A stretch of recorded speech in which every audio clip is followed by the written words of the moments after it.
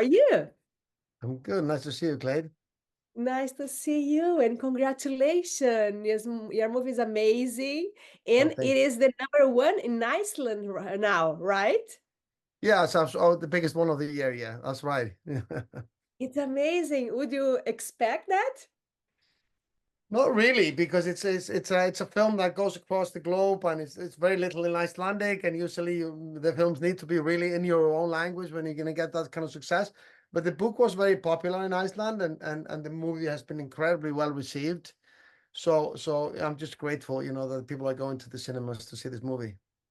It's amazing. And what were the key elements of the novel that you thought this is the story that I want to turn my next movie?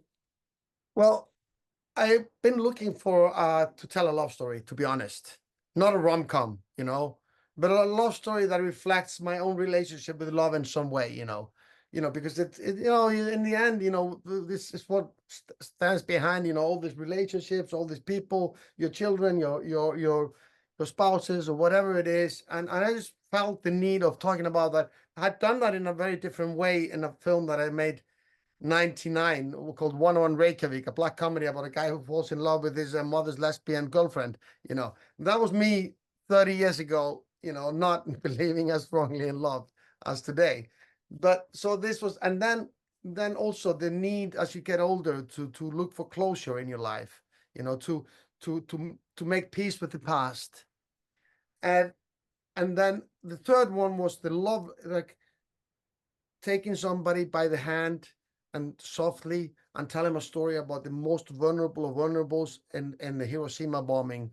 And rather than entering a shouting room of blame, just show you, okay, these are the consequences of an atomic bomb, And if guys are going to use it again, have a look at this, okay?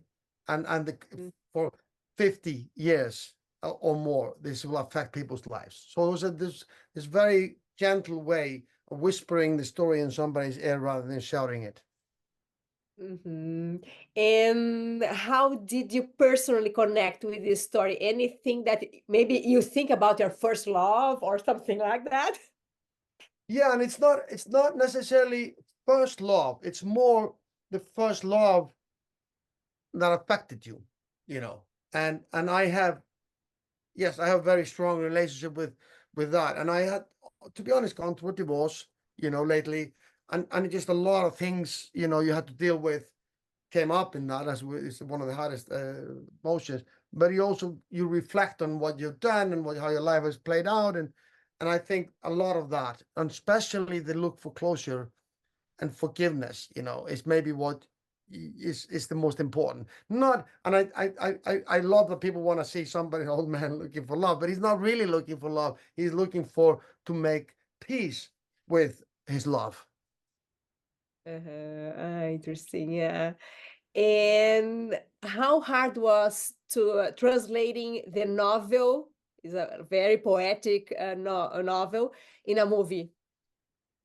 It was actually a very pleasant journey, and I did something that people tell you never to do. There are three things in films you shouldn't do. You should not work with animals and children and novelists, So, because novelists, they usually turn out to be nightmare screenwriters, especially when they're adapting their own novels. But Oliver didn't turn out that way. And I had that kind of experience with other writers, by the way. But Oliver actually was very generous and very open to my suggestions, because in the end, it was a lot me suggesting changes to the book and him working them out with me.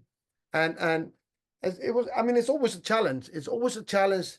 In one hand, you want to make the movie free of the novel, but you also want to honor something you fell for in the novel. So why use the novel if you're not going to use it? So it's just the balance of that. And also it is the balance of when you play a movie in different time periods, to balance them together, so they kind of complement each other.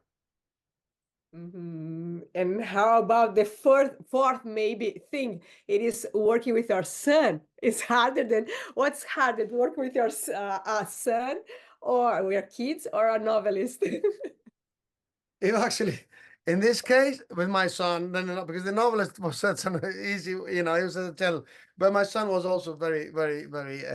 I just didn't have any idea that he was a good actor, to be honest. Oh, And really?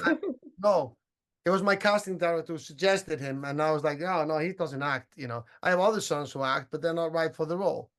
And then he surprised us all, and absolutely stole the part. There was no other choice, to be honest. And yes, it is interesting when you meet your kid as a now you're two artists working together, and you have to respect that. You can't just be a daddy on set, you have to be a collaborator, and he has to deal with the same. You can't just treat the director like the father. You have to respect him. And because we don't have that much respect to parents in Iceland, not like in Brazil. So like they tell you to fuck up very easily, your kids. But as collaborators, we were very good. But you worked before with your other son. Yeah, but two of my other sons I Yes. worked with. But then, but my oldest one, he's an actor he was in Chernobyl, a lot of shows, and he's from the drama school. And the youngest is in drama school now, but Palme is in art school in Holland. So he was. Yeah. I didn't think he was an actor, but apparently I was totally wrong about my child. How do you balance the director instinct and the pattern of the instinct on the I think set? put the paternal aside. Once you make the decision, the father is out. And it's just a director to an actor. It really is. And for me, it's very easy. For Palme, it was a little, learning path, to and my AD, who is a very good friend, who does, done my films for 20 years.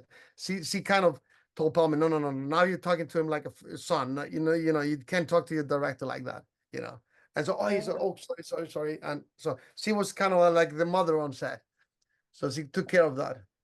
But it was actually quite easy and interesting to deal with it. Of course, when it came to more sexual stuff, I wanted to give him space, and I had a kind of a coordinator who what do you call these people who take care of sex scenes or whatever, like intimacy coordinator, yeah, they call him, yeah, to deal with that. And I stayed out of the room because you don't want to have your father right over you when you're making love, right? Or pretending you're making love. Exactly. Yeah. Okay. Thank you so much. Congratulations again. It was so fast. Well, Thank you. nice to see you again, Claire. Nice to see you. Bye.